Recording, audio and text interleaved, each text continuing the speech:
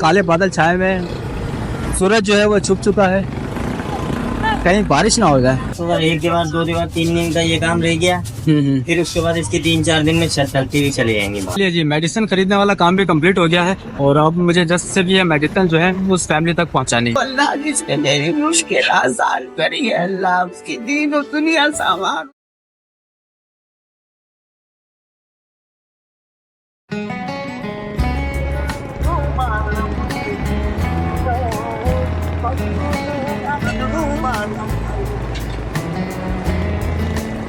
अस्सलाम वालेकुम नाज़रीन, उम्मीद करता हूँ आप सब खैरियत से होंगे। इस वक्त मैं मौजूद हूँ चैनल से जो रोड जाता है हाला नाका की तरफ, उस रोड के ऊपर, और मुझे आज जाना था हाला नाका, लेकिन बीच रास्ते मोटरसाइकिल पंक्चर हो गई है। तो यहाँ पे एक पंक्चर वाली शॉप है, बाइक जो है यहाँ पे खड़ी है और पंक्चर लग रहा है। तो मैंने सोचा जब तक लगता है पंक्चर तो मैं अपने वीडियो का इंट्रो जो है उसे रिकॉर्ड कर लेता हूँ। मुझे आज जाना था हाला नाका, वो इसलिए कि हमारे एक हमदर्द जो कि यूएसए में रहते हैं, आबिद चौहान साहब, उनके कहने पर, उनकी ताकीद पर हम एक ज़रूरतमंद शख्स को मकान बनवा के देने जा रहे हैं।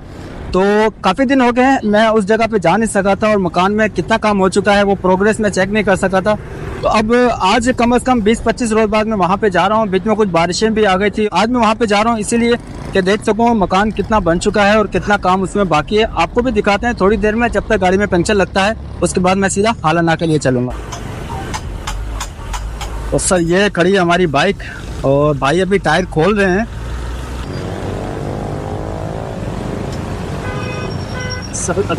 और हैदराबाद का मौसम आज बहुत खूबसूरत है।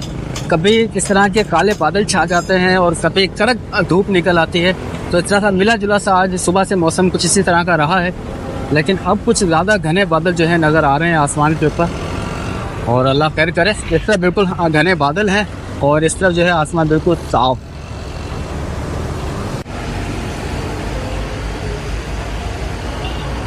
कब से काम कर रहे हो यहाँ पे तो 2-3 दिन हो गए। नए आए हो? 2-3 दिन हुए अभी बस? अच्छा। टायर की जो ट्यूब है वो हो गई है ख़त्म, तो ट्यूब नहीं डलेगी। यार चेक कर लेना कांटा वगैरह ना हो ना इसके अंदर। नई ट्यूब कितने की है? 550। 550 की है? बहुत महंगी हो गई यार। 300 की आती थी, 250-300 रुपये की। 250-300 की नहीं है? ऑटोमेटिक डालेगी। चलो भाई लगाओ। ट्यूब में अभी पंक्चर लगने की गुंजाइश नहीं है, ट्यूब का बिल्कुल सत्यानाश हो चुका है। तो अभी नई ट्यूब जो है वो लगवानी पड़ेगी और उसकी जो कीमत है वो है 550 रुपये। वेदर बहुत दिलकश हो रहा है हैदराबाद का। मेरे पीछे आपको आसमान नज़र आ रहा होगा और काले बादल छाए हुए हैं, सूरज जो है वो छुप चुका है, कहीं बारिश ना हो जाए।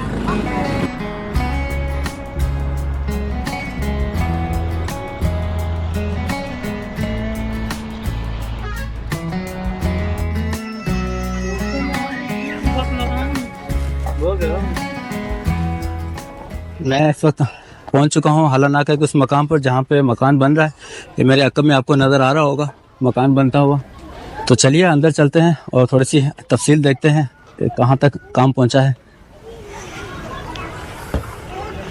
ये ईंटें भी अपनी है ना? ये जी। अच्छा, ईंटें और ये बजरी रखी हुई है यहाँ पे।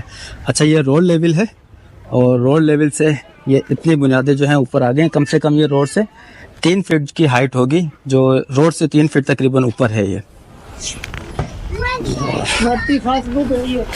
कितनी भर्ती हुई है? 7 फुट भर्ती हुई है इसकी। अच्छा, ये अंकल जो यहाँ पे मजदूरी कर रहे हैं ये बता रहे हैं कि तकरीबन 7 फीट की ये बुनियादें भराई जो इसके अंदर हुई है 7 फीट की भराई हुई है। हाँ।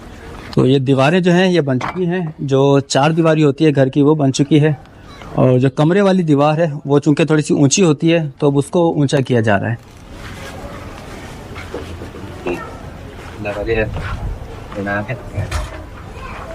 तो जनाब मिस्त्री लगे हुए हैं अपने काम में। यार ये मुझे ये बताओ, आप शुरू से लगे हुए यहाँ पे?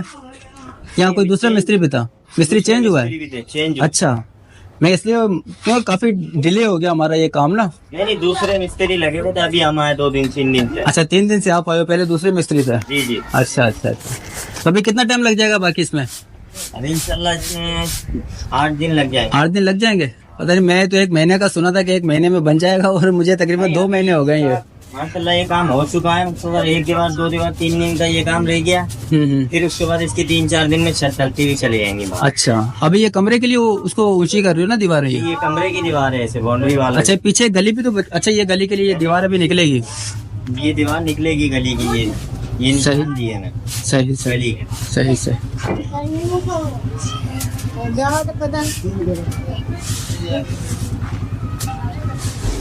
ये पोजीशन है इस वक्त मकान की। जो बुनियादें थी वो बना दी गई हैं और भराई जो थी वो भी हो गई है, और नीचे जो सारा कच्चा प्लस्तर जो होता है, कच्चा प्लस्तर भी हो गया। ऐसे ही है ना, कच्चा प्लस्तर भी हो गया है, बाकी पक्का होना नीचे बाकी है। वो एंड में होगा जब ये दीवारें सारी फाइनल हो जाएंगी, छत फाइनल हो जाएगी, उसके बाद शायद एंड में प्लस्तर होगा। ऐसे ही है ना? जी बिल्कुल ऐसा है। अच्छा, ये 4 दीवारी जो है बाउंड्री होती है घर की वो बना दी गई है। उसके अलावा यहाँ पे एक गैलरी बनेगी पीछे, ये कमरे के पीछे वाली गली होगी ताकि कमरे में हवा आ सके। एक दरवाजा लगेगा पीछे और कमरे को ठंडा रखने के लिए। उसके बाद यहाँ तक जो है ये कमरा बन जाएगा, ये जो दीवार निकली हुई यहाँ तक कमरा बन जाएगा, और फिर यहीं से ये आगे किचन बनेगा। और किचन बनने के बाद जो है बिल्कुल जो बाहर वाली दीवार होगी, मेन दरवाजे वाली दीवार होगी, उसके साथ बन जाएगा वॉशरूम, और यहाँ पे एक लग जाएगा दरवाज़ा। तो ये कुछ इस डिज़ाइन पे, इस नक्शे पे ये मकान बनने जा रहा है। बहुत ज़्यादा लेट हो गए हैं क्योंकि हमने जब इस काम की शुरुआत की थी तो जो कॉन्ट्रैक्टर थे इस वक्त वो यहाँ पे मौजूद नहीं है, वरना मैं उनसे थोड़ी सी मालूमात भी करता। तो हमें ये बताया गया था तकरीबन 1 माह में ये काम जो है कंप्लीट हो जाएगा, और ये बात है तकरीबन 10 जुलाई की, और आज 22 अगस्त है। तो हम 1 महीने से ऊपर जा चुके हैं और मकान जो है अभी तक फाइनल होने पे नहीं आया। जो मिस्त्री यहाँ पे काम कर रहे हैं उनसे वो बात हुई है तो वो बता रहे हैं कि अभी भी इसमें मजीद 8 से 10 दिन में ये इंशाल्लाह फिनिश हो पाएगा। 8 से 10 दिन बोले ना आपने, तो 8 से 10 दिन बाद इंशाल्लाह फिर यहाँ पे आने की कोशिश करेंगे और फिर देखेंगे कि मकान की क्या प्रोग्रेस है। उम्मीद करते हैं इंशाल्लाह अब जो 10 रोज़ रह गए हैं उसमें ये सारा काम जो है कंप्लीट हो जाएगा। अब बारिश कुछ इसी तरह का, वेदर कुछ इसी तरह का हैदराबाद का, और 28 अगस्त तक बता रहे हैं कि बारिशें भी होंगी, तो बारिशें अब काम में खलल ना डालें। बाकी अदरवाइज इंशाल्लाह 10 रोज़ के अंदर ये मकान जो है फिनिश हो जाएगा।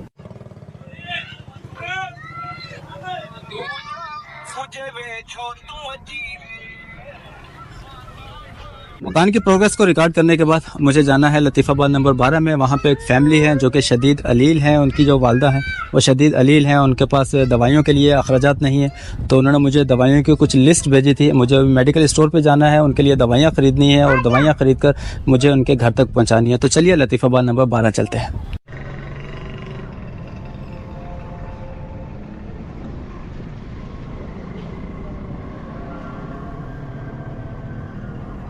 ये लीजिएगा। तो ये कुछ मेडिसिन है, इसमें टैबलेट्स हैं और कुछ इंजेक्शंस हैं, और ये ना जाने कुछ स्ट्रिप्स ही हैं, ना जाने किस काम के हैं।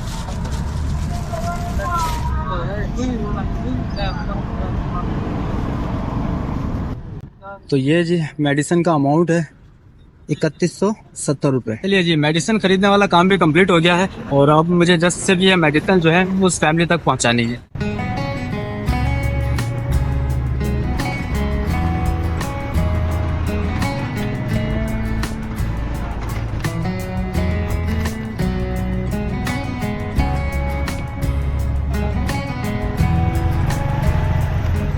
अस्सलाम वालेकुम अम्मा, ये आप दवाइयाँ लीजिए। अम्मा लेटी भी हैं, और ये ऑक्सीजन का टैंक जो है ये लगा हुआ है।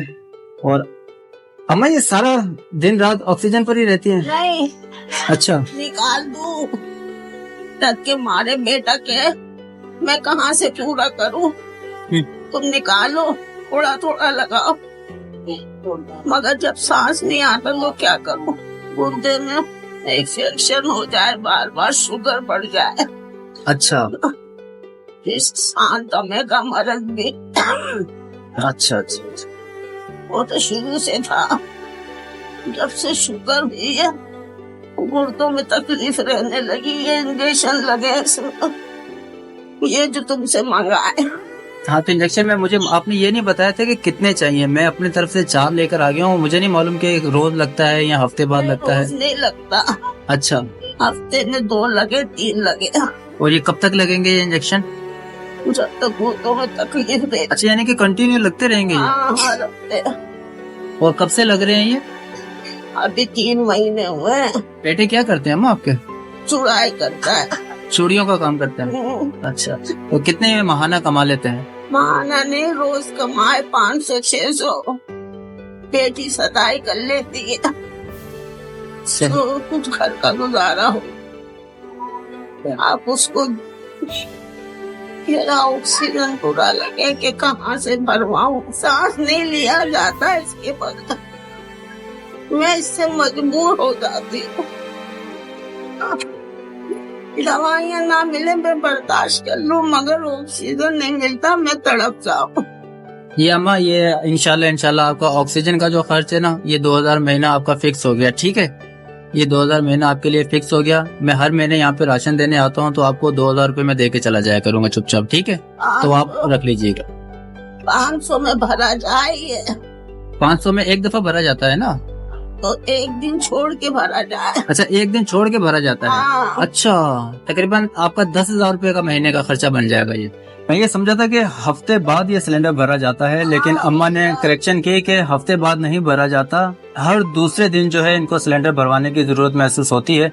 एक सिलेंडर जो है वो 2 दिन चलता है और 24 आवर ऑक्सीजन नहीं लगी रहती, उतार दी जाती है ताकि ऑक्सीजन की बचत हो सके, और जब इनका सांस उखड़ने लगता है तो फिर दोबारा से ऑक्सीजन लगा दी जाती है। इस तरह बचत करके ऑक्सीजन यूज की जाती है। उसके बावजूद एक सिलेंडर जो है 2 दिन निकालता है, और 500 रुपए में अम्मा बता रही है कि सिलेंडर जो है फिल होता है। तो इनका महीने का जो खर्च है वो तकरीबन 10,000 रुपए बनता है, 7,500 रुपए बनता है ऑक्सीजन की मद में। लेकिन ये जो इंजेक्शन लगते हैं, तो ये इंजेक्शन भी इनको हफ्ते में 2 लगते हैं, और एक इंजेक्शन की कीमत जो अभी मैं परचेज करके आया हूँ 560 रुपए है। तो अम्मा से मैं वादा कर रहा हूँ इंशाल्लाह अल्लाह ताला जिंदगी दे और अल्लाह ताला आसानियाँ पैदा फरमाए, तो अम्मा का जो महीने का खर्च है इंशाल्लाह ये दवाइयों की मद में वो इंशाल्लाह पूरा होता रहेगा इंशाल्लाह। अम्मा, ये पैसे पकड़िए। कितने अम्मा ये?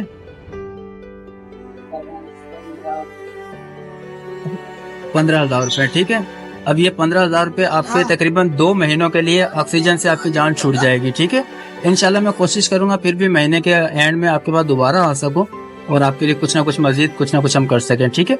अच्छा, दूसरा मैं ये बता दूं, ये दवाइयाँ और ये जो पैसे मैंने आपको दिए हैं ये मेरी तरफ से नहीं है, अमेरिका से हमारे एक हमदर्द इंसान है, ये उनकी अमानत मेरे पास मौजूद थी, ये इनके आपके। अल्लाह जिसने मेरी मुश्किल आसान करी है, अल्लाह उसकी दीन और दुनिया सामान उसे खुशियाँ दिखाई हो। मैं बड़ी परेशान थी अपने। बस अम्मा देखें, अल्लाह ताला किसी को बेसहारा नहीं छोड़ता है। उसकी बेच मुश्किल आसान करी, इससे मेरी मुश्किल हल करी अल्लाह, उसकी मुश्किल हल। आमीन। अल्लाह ताला अम्मा को भी सेहत और तंदुरुस्ती दे, और जिस भाई ने अम्मा की मदद की है अल्लाह ताला उनके लिए भी आसानियां पैदा फरमाए। अब मुझे इसी लतीफाबाद नंबर 12 में एक और फैमिली के घर पे जाना है। वो भाई जो छत से गिर गए थे, छत से गिरने की वजह से उनकी जो रीढ़ की हड्डी है उसमें चोट आई थी और वो चलने फिरने से कासर थे। उनके लिए भी मेरे पास एक अमानत आई हुई है, तो उनकी अमानत भी उन तक पहुंचानी है। वो भाई जो के गिर गए थे करंट लगने की वजह से और उनकी कमर पे चोट आई थी, मैं उनके घर पर आया था उनकी अमानत देने के लिए, लेकिन यहाँ पर पहुंच के मालूम हुआ कि उस भाई को जो है हॉस्पिटल में एडमिट कर दिया गया है, और इस वक्त तो मेरे पास हॉस्पिटल जाने का टाइम नहीं है। इंशाल्लाह 1-2 रोज बाद जो उनकी अमानत है मैं हॉस्पिटल में जाकर उनके हवाले करके आ जाऊंगा। तो आज की वीडियो का मैं यहीं पर इख्तिताम करता हूँ। आप लोगों से मुलाकात होगी इंशाल्लाह बहुत जल्द, तब तक के लिए इजाजत दीजिए। अल्लाह हाफिज।